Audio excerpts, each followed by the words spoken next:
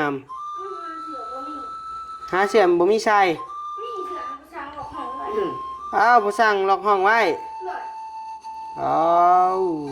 จะเจ๊ได้สะหำเครื่องอยู่ในห้องผู้บ่นอนจะได้สะหำอยู่ใส่อ้าวเจ้าสินอนใส่บัดนี่ผู้สั่งเนาะก็เจ๊ไปบ่นอนน้องไฟฟ้าเลยอยู่ในห้องเจ๊นี่หิวแห้งมื้อนี่ฮะ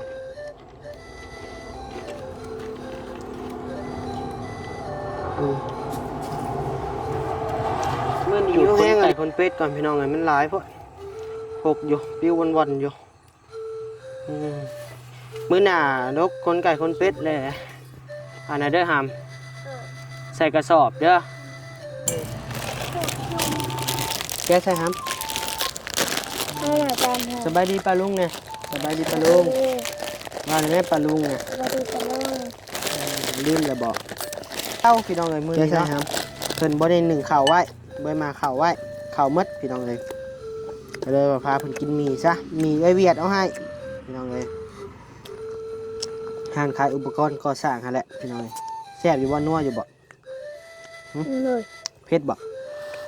เผ็ดแห้ง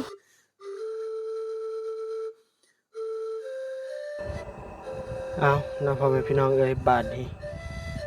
เปิดคลิปเปิดภาพมาบาดนี้ก็อยู่ในเฮือนในซาน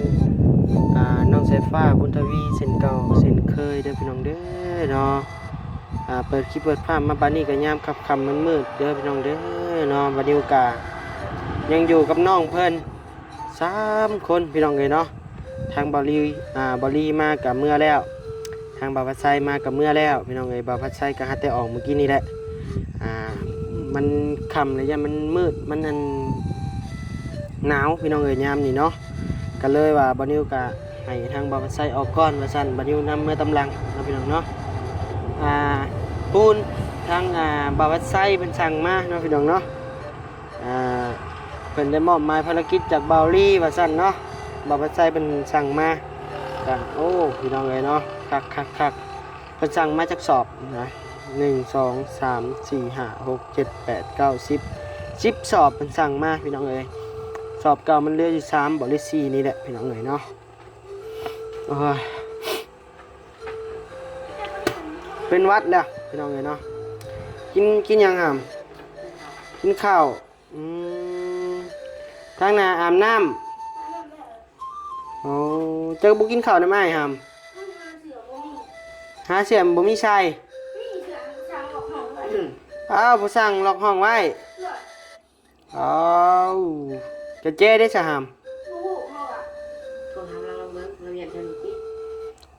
เครื่องอยู่ในห้องผู้บ่นอนจะได้สะหำอยู่ใส่อ้าวเจ้าสินอนใส่บัดนี่ผู้สั่งเนาะก็เจ๊ไปบ่นอนน้องไฟฟ้าเราอยู่ในห้องบัดนี้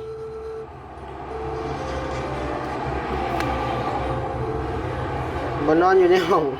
ผู้สั่งเนาะก็เจ๊ไปได้จะนอนใช้บัดนี้นอนน้ำเจ้าบ่มีบ่นอนพอกันนอนอยู่บ่แซ่บอยู่บ่หำเป็นปิ้งไก่กินพี่น้องเอ้ยเนาะไปเอาไปตัวตากไว้ไปพี่น้องเอ้ยบรรยากาศยามค่ำคืนเด้อพี่น้องเด้อเนาะอยู่เฮือนน้องสายฟ้าบุญทวีเฮาพี่น้องเอ้ยเฮือนเพิ่นนี่ก็ภายในโบกแล้วเรียบร้อยเนาะโอ้ดีพี่น้องเอ้ยนี่ต้มหมี่บ่เด้อสิต้มหมี่กินกับสายฟ้าก่อนเจ้าอยากกินน้ำกันซีมแลอิ่มกันนั่งกินน้ำกันเว้ยทางน้องบุญทวีเพิ่นปิ้งไก่พอสร้างครัวบ่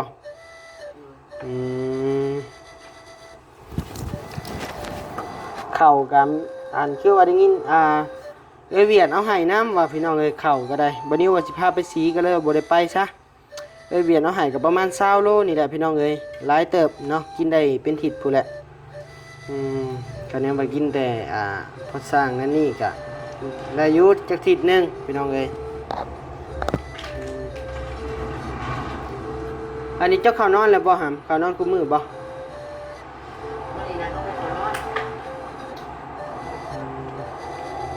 รอขังแมวไว้ยันมาสอกินบ่เจ้าเกลือแหละหามแมวมาไผนี่หามบ่ฮู้เบิ่งเอาอาหารแมวเกลือแมวกันเอาไง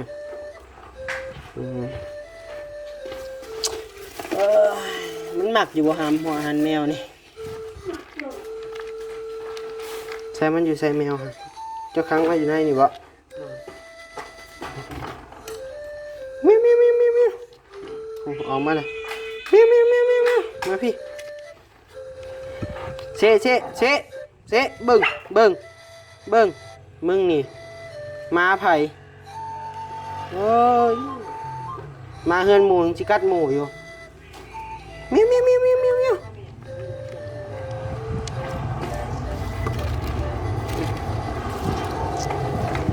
มิวมิวมิวคือสีหิวแห้งพี่น้องเลยโอ้เซ่นี่หิวแห้งมือนี่ฮะ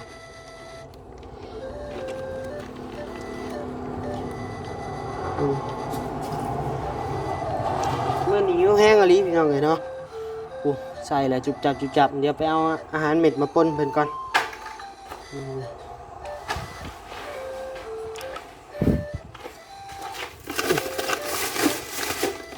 อาหารเม็ดตัวแกะบ่มีบ่หามตัวแก่แห้งคุณเนาะ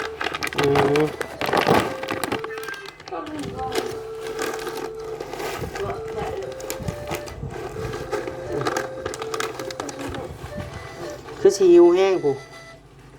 มาซ้ำห่อใส่อยู่หม่ำผู้ใส่ผ้าเอ้ยเจ๊ต้มมีบ่หามไปต้มกินน้ำกันไปอาจิเห็ดสุกินไปบรรยากาศเก่าๆเนาะพี่น้องเนาะอยู่เฮือนอยู่ซานสายฟ้าพี่น้องเอ้ยคนเป็ดคนไก่ก็เต็มอยู่จังแนวใดบุพากันจูดจักดีเหมือนเจ้านี่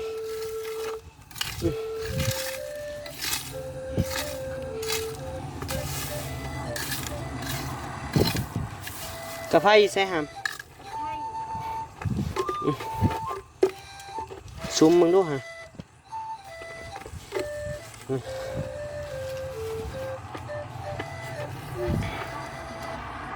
จูดคนไก่คนเป็ดก่อนพี่น้องไงมันหลายพวกหกอยู่ปิ้ววันอยู่มื้อหน้านกคนไก่คนเป็ดเลยอันนั้นเด้อหามใส่กระสอบเด้อคิวแล้วว่าคนไก่คนเป็ด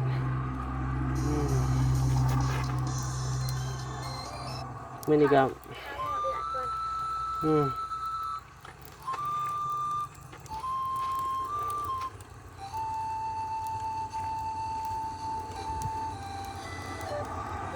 ซอยน้องพี่น้องเอ้ยมื้อนี้เนาะ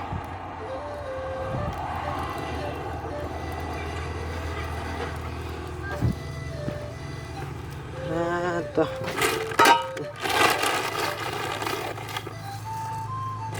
น้ำเพชรแตงนัว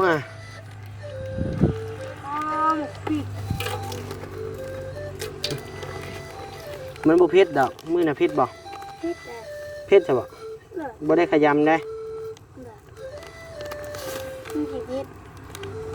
เผ็ดบ่เอาออกนะสะเฮาเนาะเบิ่งกันไปเอานี่ก่อนอาบเรียบร้อยเนาะน้ำกันเนาะไม่คิดพูดดิฮามไม่คิดถูกเบิดแล้วจียัง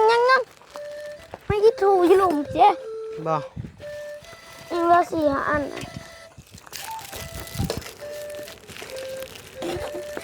ตักออกผิดพลาด เดี๋ยวสิเอาตัวแม่เป็นถากมาให้ใส่แซ่บเรานิดนึงเพชรลายเพชรบอลนี่ปะเพชรแห้งได้เจ้าใส่แล้วเจ้าเคยใส่แล้วมือนะก็เจียวมือนะดิโมแมนนี่แม่เป็นขั่วอันนี้มาให้นี่เพชรน้ำหนาบ่ ตัวนี้มันเพชรแน่ตัวนี้มี พี่น้องเลย นี่ใส่กล้วยแจ่วกินมะม่วงกินมะขาม หอมเว้ยอันนี้เว้ยใส่นั่นเองเนาะพอมันหอมเนาะน่าจะเป็นพริกเผาบ่พี่น้องเอ้ยเกิดนึกว่าใส่หยังพอเนาะ ข้างในที่เปิดข้างละอัน หอมบ่ ใช่ คิดเนี่ยได้แบบนี้แล้ว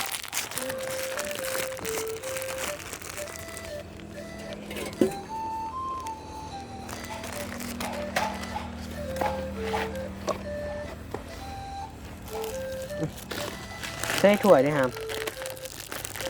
มาหน่อยก็ได้ หรือว่าใส่ช่วงมีแล้วบ่ล่างไว้อยู่บ่ครับมาบุญทวีมา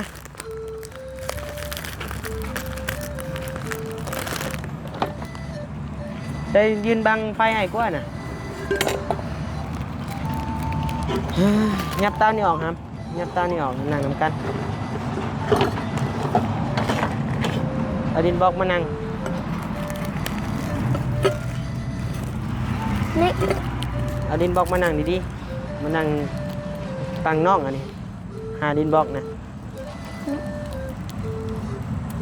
เอาในถ้วยมาเนี่ย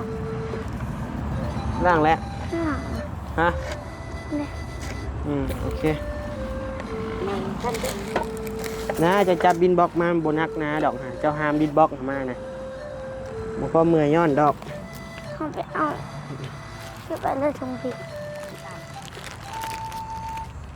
พี่น้องเลยต่ำกับห้อง2 อัน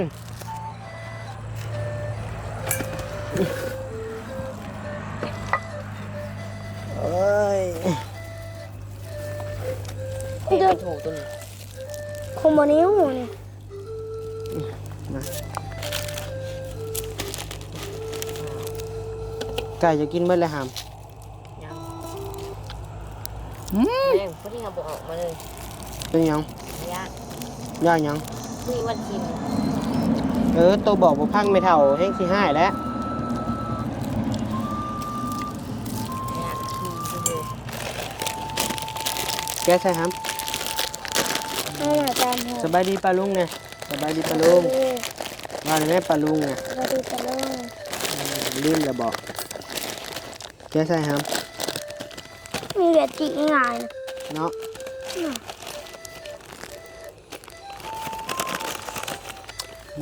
นัวครับ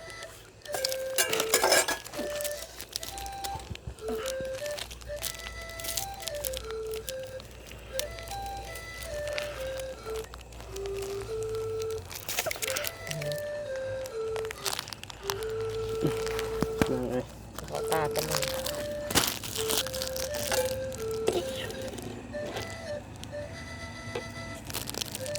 พักเด้เฮ้ยพักบอกแก้วไป มาจากหายอดนี่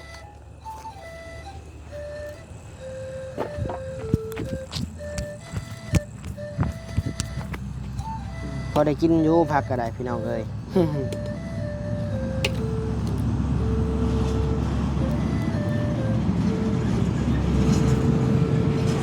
ลายเนาะมีเหรียญเนาะเต็มถ้วยเลย มีไทยและ5 ห่อคิดบ่อยากอิ่มปานใดมีไทย มีเหรียญ3 ห่อนี่โอ้2 คนนี่บ่ยังบ่เหลือไหมบ่เหลือสิบ่อิ่ม เบิ่งก็ผูกพี่น้องเลย3 ห่อ ได้3 ถ้วย แม่นแต่ว่าก็สมราคามันบ่แซ่บมาแล้วพี่น้องเอ้ยความแซ่บนี่ก็สู้มีไทยบ่ได้ดอก มีไทยยอมรับเลยว่าแซ่บแฮง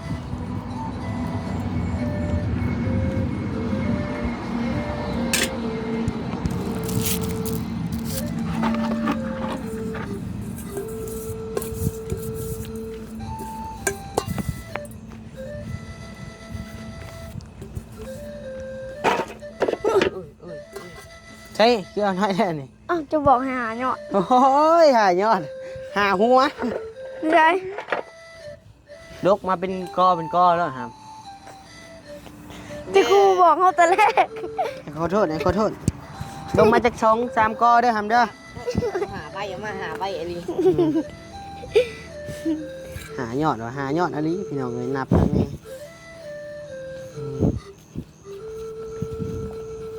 ยันหมูกินปลาบ่กินปลาดอก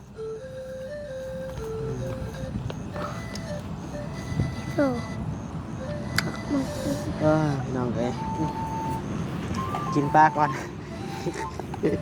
ยันหมูกินปลาก่อน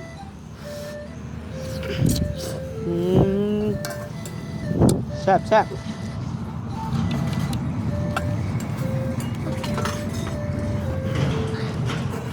เฮ้ยเผ็ดว่ะมุนวีบีบน้ำมาถอกใส่ในเด้อฮาม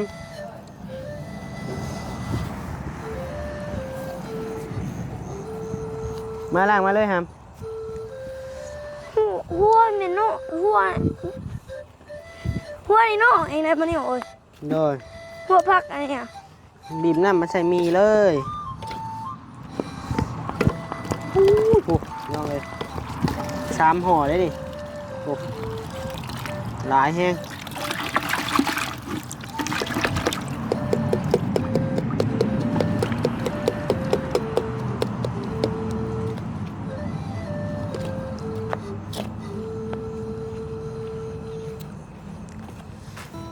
หลังดีแล้วน้ำมืดเลย ไปเอาหัวในตู้ในน้ น้ำยังในตู้ครับ ำน้ำกิน ขึ้นไปปลาในตู้ เพื่อนสอง ไม่ไปเอามันแห้งๆมาเลยได้นี่ไปบุกกินปลาดอกไปเอารถ หัวนี่หน่อยเท่ากับบัวนี่หัวหน่อยสุดเลย น้อยแล้วมันยังบ่ใหญ่ถามมันใหญ่พอแล้ว ก็ปลูกหัวเพิ่งใหญ่ไงตะกี้ เอ้ามันยังบ่ใหญ่เด้อัน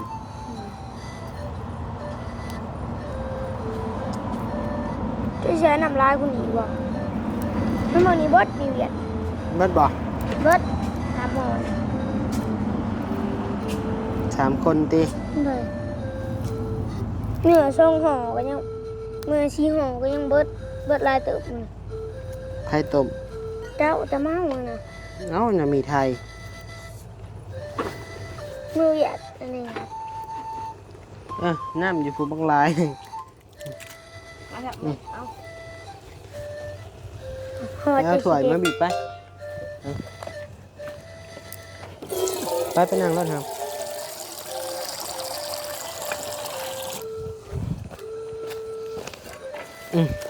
นี่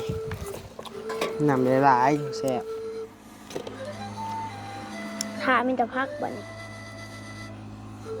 หลายเนาะมีเวียด3ห่อ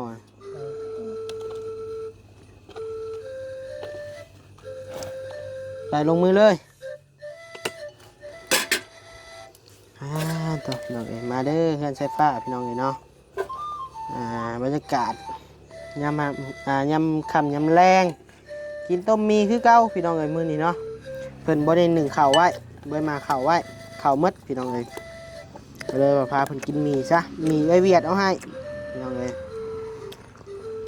ห้างขายอุปกรณ์ก่อสร้างหั่นแหละพี่น้องเอ้ยแซ่บอยู่บ่นัวอยู่บ่ เลย เผ็ดบ่ เผ็ดแห้ง เผ็ดแฮงใส่ในของแม่เนาะมันเผ็ดเนาะ ด้วย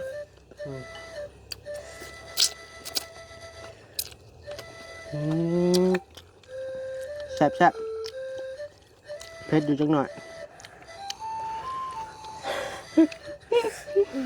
ต้นเนี่ย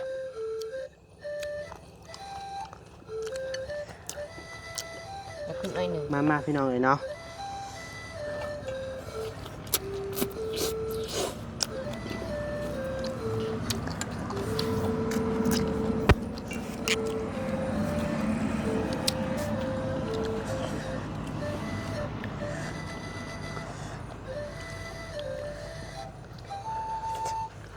ดัดมือ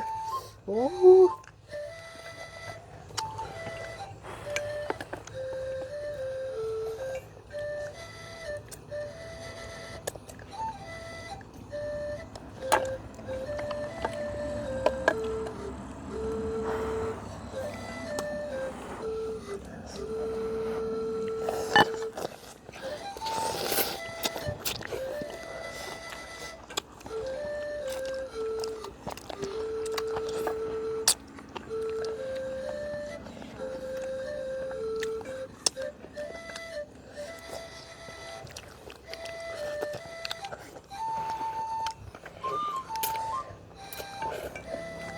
ปลาลงกินข้าวไหม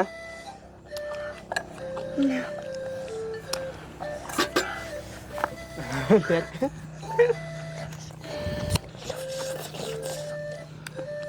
เอานะพี่น้องเนาะทางบานิวแล้วก็น้องไซฟ้าแล้วก็น้องบุญทวีก็สิได้พากันล่ำลาเลยเด้อพี่น้องเด้อเนาะบานิวก็สิได้กลับก่อนกินหมี่น้ำเพิ่นแล้วก็สิได้กลับแล้วเห็นเพิ่นบ่มีของกินก็เลยกินเป็นหมู่เพิ่นน้องบุญทวีก็อยู่เป็นหมู่น้องเด้อมื้อนี้เด้ออย่าไปใส่เด้อตั้งใจเอาได้หำเลยเอาอยู่ดีไม่แห้งนะพี่น้องเด้อเนาะ